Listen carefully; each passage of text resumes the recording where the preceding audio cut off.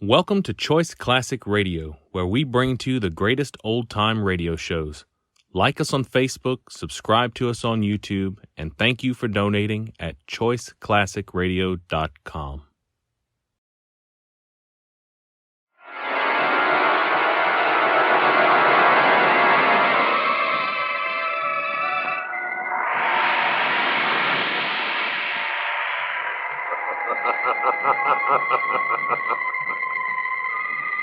Who knows what evil lurks in the hearts of men?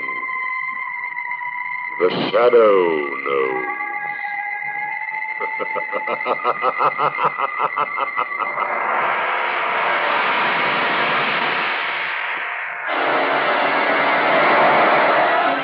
Once again, we bring you the thrilling adventures of The Shadow, the hard and relentless fight of one man against the forces of evil. These dramatizations are designed to demonstrate forcibly to old and young alike that crime does not pay.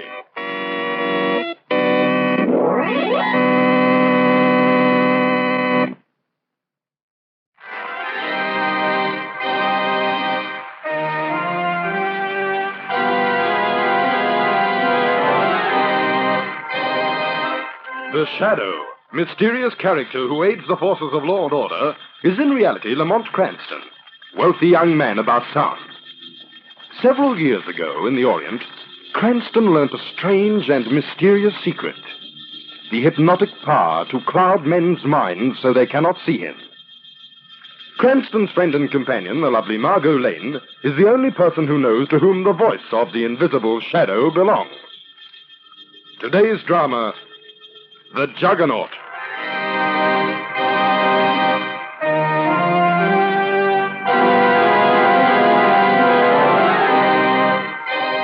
Our story begins as Ulysses Grant, world-famous automobile engineer and inventor, admits two visitors to his home. My name is Frederick Butler, Mr. Grant, and this is my associate, John Gibbons. Oh, yes. I believe I've heard of you two gentlemen. Oh, what can I do for you? We've come to talk business, Mr. Grant. We want to buy the designs to your new invention, the Juggernaut. The Juggernaut? What do you know about it? As much as anybody does, perhaps a little more. We know that the Juggernaut is a new post-war automobile that will revolutionize the whole industry. We know that your designs are ready and that you are preparing to build it in a secret workshop. Well, Mr. Gibbons, so far you know only what has been published in the newspapers. Very true. But we also know that Eric Logan, your protege, is the only other man to share the secret of the Juggernaut, and that he is going to help you build the car. Where did you find that out? Oh, we have our sources, Mr. Grant. But to return to our proposition. We are prepared to pay you very well for those designs. How much is very well, Mr. Butler? $150,000. That's a lot of money. But the answer is no. But, Mr. Grant... The answer is still no. Those designs are not for sale. But, sir, you're being unreasonable. Do you think that I'd sell the Juggernaut to you two so that you could create a monopoly and line your pockets with money? No, gentlemen. I have other plans. When the Juggernaut is finally ready, it will be released on a low-cost basis for the benefit of everybody. Mr. Grant, for the last time, you'd better take our offer. And for the last time, Mr. Butler, I am not interested. Very well. But we warn you, Mr. Grant, you'll regret this. There are other ways of doing business.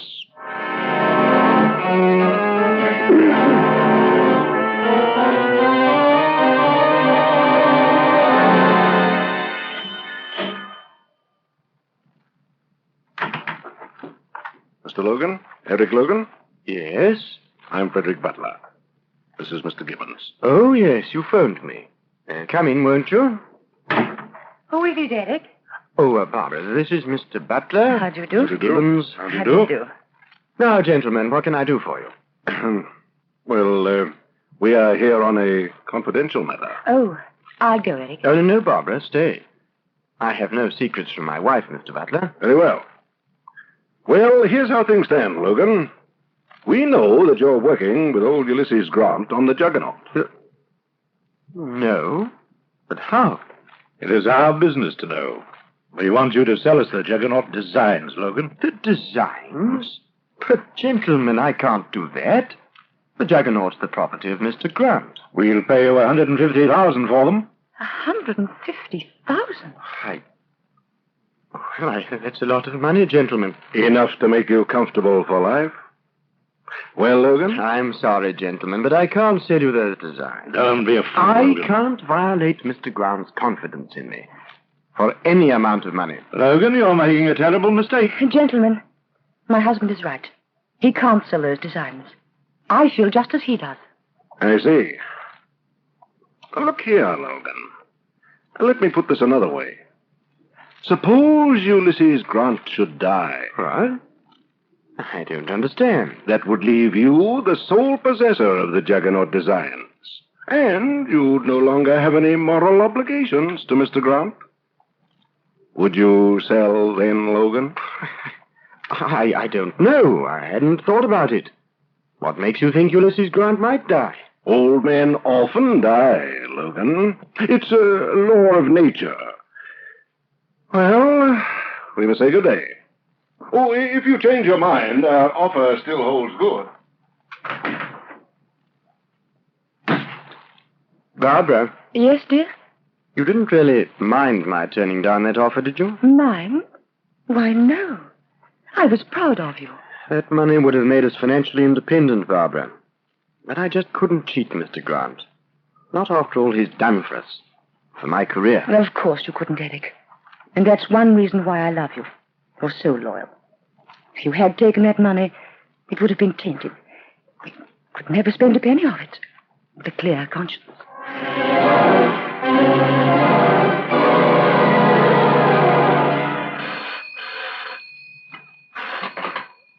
Hello? Oh, hello, Eric. This is Ulysses Grant. Oh, hello, Mr. Grant. Can you come over to my house immediately? Of course. But what's the matter? Well, I hate to call you at night like this, but I've got a special problem concerning the Juggernaut transmission. I'd like to discuss it with you. All right, sir. Are you all alone? Yes. I sent all the servants out.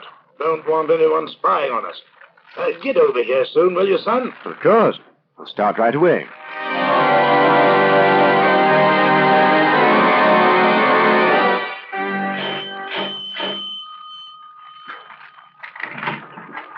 Well, Eric, you certainly got over here in double-quick time. Hello, Mr. Grant. Oh, come on in. Take off your coat and hat. I've been thinking over that transmission problem, and I think I've finally ironed it out. Oh, that's fine, Mr. Grant. Yes, I... Oh!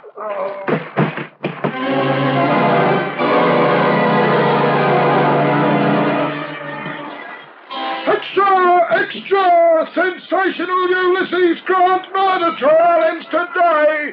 Jury's verdict awaited! Will Logan hang? Extra! Extra! Read all about it!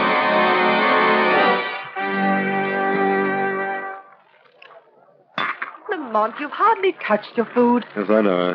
I'm not hungry. Thinking about Eric Logan. Yes. Margot, I'm sure he hasn't a hope.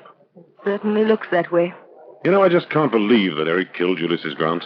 I've known him for years. Well, it just doesn't make sense. You know the kind of fellow he is, Margot, an idealist, a true scientist, completely wrapped up in his work. Yes, and he worshipped the ground Ulysses Grant walked on. Hey, Margot, when you stop to analyze it, all the evidence against Eric was purely circumstantial. The whole case hinged on the testimony of Butler and Gibbons, those industrial promoters. Yes, that's right. Their testimony was pretty damaging. Yes, they're a pair of shrewd customers, Margot. And they said that they had heard Eric boast that he'd be the sole possessor of the Juggernaut plans if Grant died. Why... Lamont, What is it, Margot? speak of the devil, or rather devils. Hmm? Oh. Butler and Gibbons. They're coming over this way to our table. What they want? Mr. Cranston? Miss Lane? Yes? I'm Frederick. Yes, I know. We saw you at the trial. Oh. Yes, a very unfortunate case. Very. I feel sorry for young Logan. I'll bet. What is that, Miss Lane? Nothing. Mind if we sit down, Cranston? Well, there are two chairs here. Thanks. Mr. Cranston, Of course you realize that Eric Logan is almost certain to be hanged. Yes. Thanks to you two gentlemen. Now, look here. Careful, John. This is no time to lose your temper. Mr. Cranston, you are a close friend of Eric Logan, are you not? Yes. And naturally you do anything you could for him. Naturally. Isn't it a little late for that, Mr. Butler? Oh, no, not exactly. Eric Logan's beyond help, I'm afraid, but there's his wife. Barbara? What about her? She needs money, Mr. Cranston. If Logan dies, he'll leave her practically destitute. Now, look here, gentlemen. What are you driving at? Just this. Eric Logan is the only man who knows the whereabouts of the Juggernaut designs. You're quite sure of that, Mr. Butler? Positive. They were not found in Grant's house, safe deposit vault, or among his other personal effects. But we know that they exist, and that Logan has them. The point is this, Mr. Cranston. When Logan dies, the secret of the Juggernaut will die with him. Unless what, Mr. Gibbons? Unless he passes them on to someone else. I see. Now we see exactly what this is leading up to. In short, Mr. Cranston, we're prepared to pay heavily for those designs. The loss of the Juggernaut, a real mechanical miracle, would be a catastrophe to the world. That's very altruistic of you, Mr. Gibbons. But I have a practical sort of a mind.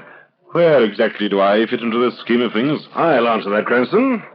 We think you could persuade Eric Logan to part with those designs on the basis of your personal friendship with him. And turn them over to you, is that right? That's right.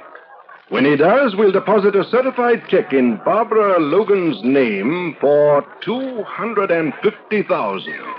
That's a lot of money. As you say, Miss Lane, it is a lot of money. And what do I get out of this, Mr. Gibbons? Well, we're willing to pay you a very handsome commission, Mr. Cranston. 50,000. Well? The answer is no. I should think so. Very well. We'll raise it to 100,000. Now, look, gentlemen. I don't like you, and I don't like your proposition. And I'm not in the habit of making a profit by trading on a friend's life. Cranston, I've had enough, Butler. Now take your partner and get out.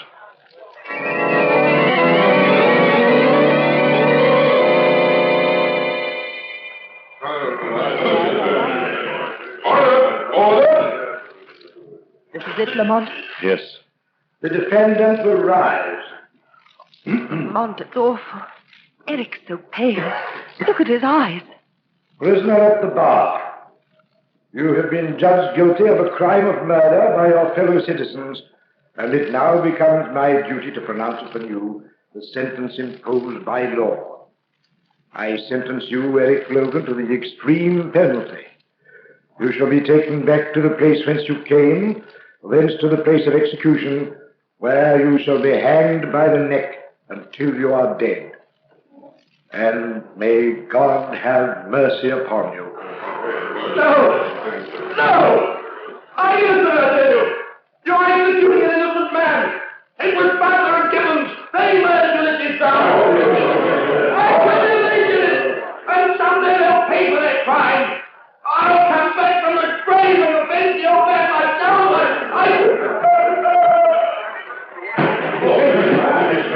All right, move back! Order! Order! Order in the court! He's all right. They're helping him up. For a moment, I thought... Lamont, look! Yes. He's broken away from his guard. Lamont! He's running straight for the window! They missed him. He's still going.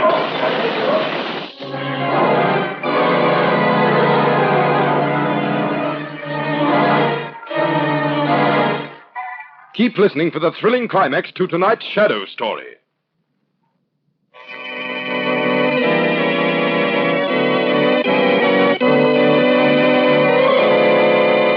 And now, back to the Shadow. It is just a year since Eric Logan made his sensational escape from the courtroom. Now we find Lamont and Margot with Commissioner Weston at police headquarters. You know, Commissioner, I'll never forget the way Logan plunged through that window. How he managed to survive, that's the mystery to me. Well, it was the act of a desperate man, Miss Lane. Luckily for him, the courtroom was on the ground floor and that window faced the side lawn. I still don't see how he got through your police cordon, Weston. No, neither do I. Neither do the newspapers. They've been pretty critical. Oh, you don't have to remind me of that, Miss Lane. And critical isn't the word for it. They've been downright insulting. Did you see that editorial in this morning's press?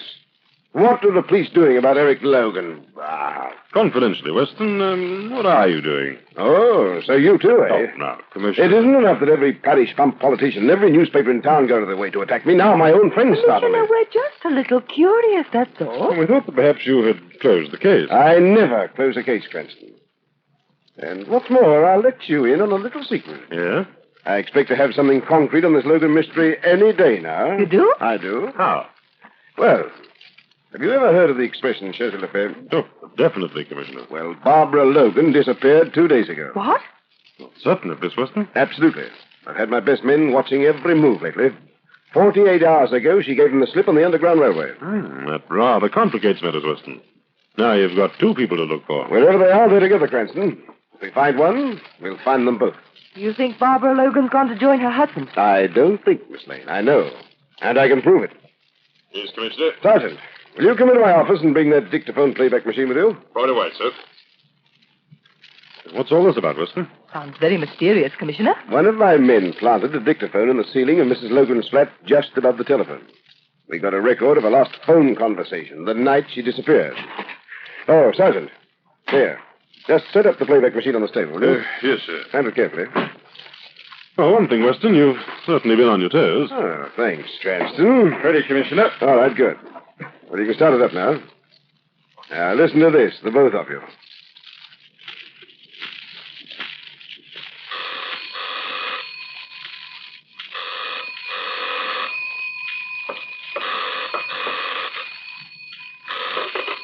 Hello? Eric! Oh, my dear, where are you? At the secret workshop.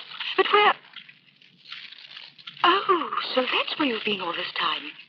That's what you meant when you said you'd come back from the grave. And you say you've finished Juggernaut. Yes.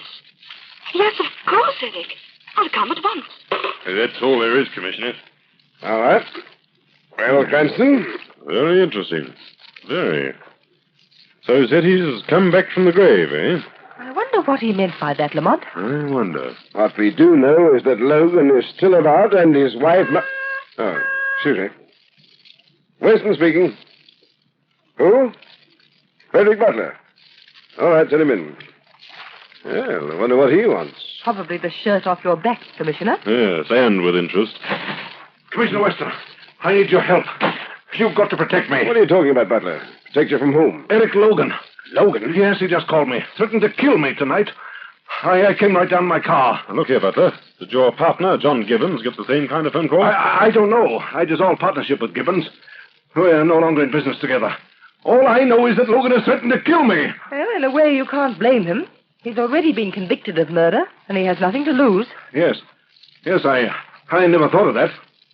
Look, if I said that Gibbons and I worked out the story between us, testified falsely... That'd be perjury, Butler. It's perjury or death, Butler. It's true. Gibbons and I, all our testimony was false. Look here, Commissioner. You've got to contact Logan somehow. Now, just a moment, Butler. Calm yourself. But I tell you, Logan will stop at nothing. We'll do everything possible to ensure your personal safety. You just get into your car and drive back home. Alone? But, Commissioner... Don't you worry. You won't be alone. Mr. Cranston, Miss Lane, and myself will be in a police car right behind you.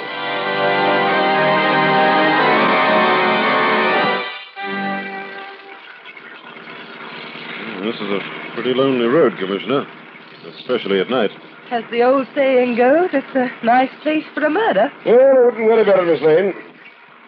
There's Butler's taillight up ahead there. I've already sent every police car in the area up to his place. If Logan gets through this cordon, he'll either have to be Houdini or the Shadow. Commissioner, listen. Yeah. Julia? Wonder what that is. Sounds like some kind of rocket. Coming towards us. Getting closer. Lamont, what are those lights that just went on? Well, they seem to be headlights. And they're blinding. They're coming right at us. There's a black shape behind those headlights. It's coming down the road at terrific speed. Lamont, it's heading straight to Frederick Butler's car. Driver, pull to the side of the road. Look out!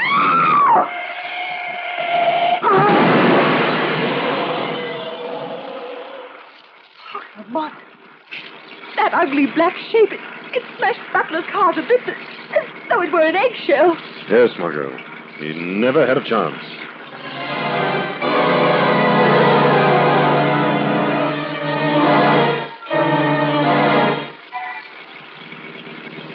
Tired, Margot? A little. I'll take you home. What you need is some sleep. I don't think I'll ever be able to sleep. Lamont, what we saw tonight was something monstrous. More than that, Margot. It was almost fantastic. Incredible. That shape came along the road like a bullet. Smashed Butler's car like a battering ram and was off into the night. It didn't even slow up. Lamont, what do you think it was? I think we saw the Juggernaut, Margot. Then you think that Logan... Yes.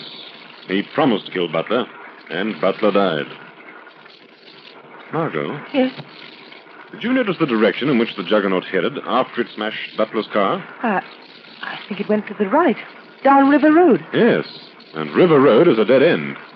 There's nothing on that road between the point of the murder and the river itself, except Haven Cemetery.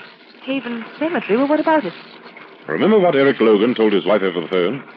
Yes, he said something about being at the secret workshop, that he'd come back from the grave to... What? Back from the grave? Yes, and it so happens that Ulysses Grant's mausoleum is located in Haven Cemetery, Margot. Then it might be the secret workshop. The only thing to do is to go there and find out.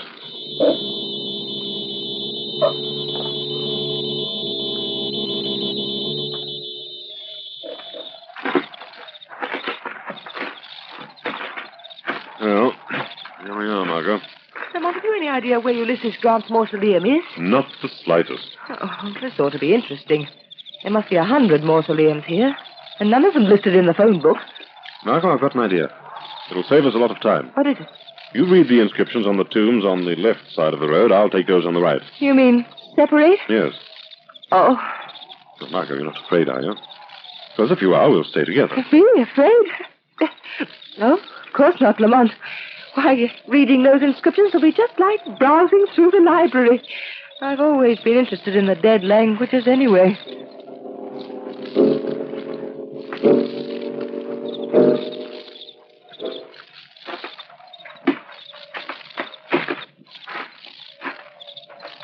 The least Mr. Grant could have done was to leave his forwarding address. This is worse than flat hunting. Well, let's have a look at this one. Looking for someone? Don't move or I'll kill you. All right. Now turn around slowly so that I can see your face. What? Why, it's Margot Lane. Eric! You alone? No, Lamont's around somewhere. Listen, Miss Lane. I know you don't understand what this is all about, but I've got to talk to someone. Here, let's go inside. You mean inside the mausoleum? Yes. Oh, but how can we... There's a button hidden in this stone wall. As you see, it opens a wide door. Wide enough for the Juggernaut to get through. Juggernaut? Yes, I've just finished it. This was my secret workshop, Ulysses Grant's tomb. Now it's the Juggernaut's garage. Mr. Grant and I planned it this way, in case he died. Only I was left to continue the great work. No one would ever think of looking for me here. But come in, Miss Lane.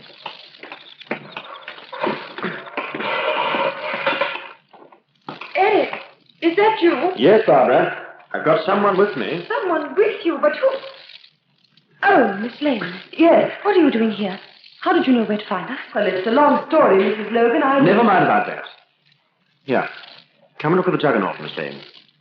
Wait till I remove the tarpaulin cover. Oh. How do you like it? Well, I don't know. It looks so strange. Perhaps it does. But in the future, the streets will be crowded with Juggernauts, Miss Lane. You see, it's completely accident-proof. It'll save countless lives, now lost through automobile accidents. Come on, Barbara. You too, Miss Lane. We're going for a drive. Where? I'm going to drive it to the city, to the Science Institute, and turn it over to the authorities there. You can't, Eric. You're wanted for murder. They'll arrest you, send you to the gallows. I'll have to risk that, Barbara. This is the moment I've been waiting for. to bring this car to the whole world. My work is finished. So are you, you idealistic fool. Barbara! What? You killed him. Yes. Why? Why? Never mind about that. Get in the Juggernaut. No. You'd better, Miss Lane, for your own good. I'm warning you. There. I knew you'd listen to reason.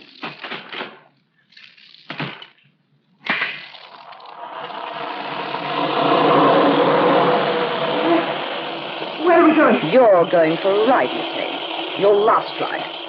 And I've got a date with John Gibbons. John Gibbons? Yes, I'm delivering a Juggernaut to him. For 500,000. Just think of it. 500,000. And all mine. So that's why you killed your husband. Yes, said he was a fool. A fortune still in his grasp. If Ulysses Grant was removed. So you killed Ulysses Grant, eh, Mrs. Logan? What's that? Heard a voice. Yes, Barbara Logan, you heard a voice. The voice of the Shadow. Shadow, you can't prove a thing. But I can. I saw you murder your husband. And it was you, Barbara Logan, who murdered Ulysses Grant in conspiracy with Butler and Gibbons. You thought that with your husband facing a murder charge, he would sell the secret for your sake. No, Shadow.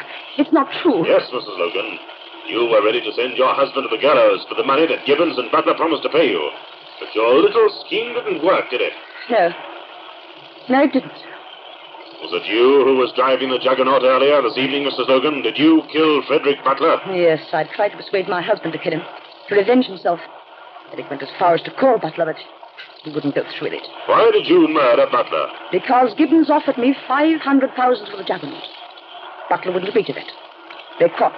So you killed Butler to get the 500,000 instead of a smaller sum? Yes. The Juggernaut was worth it, Sheriff. It still is. And I'm not going to give it up without a fight. Drop that gun. Drop that gun, Mrs. Logan. Look out, Miss Lane. Miss Lane, are you all right? Yes, the car swerved. She missed me. Shadow, she's heading right for that crowd of people. I'm sorry I have to do this. All right, Miss Lane. You won't bother us anymore. I'll take the wheel.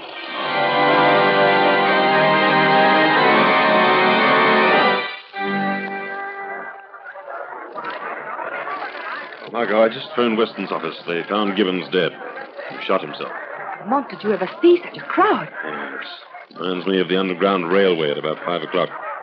That Juggernaut is certainly an attraction. Incidentally, Lamont, just how did the Shadow get into the Juggernaut? Fortunately, you hesitated after Mrs. Logan opened the car door, which gave the Shadow the opportunity of getting in before you did. I don't think I was ever more glad to know that the Shadow was with me. Mrs. Logan would have stopped at nothing. But now she must pay the penalty for her crimes, just as Butler and Gibbons did.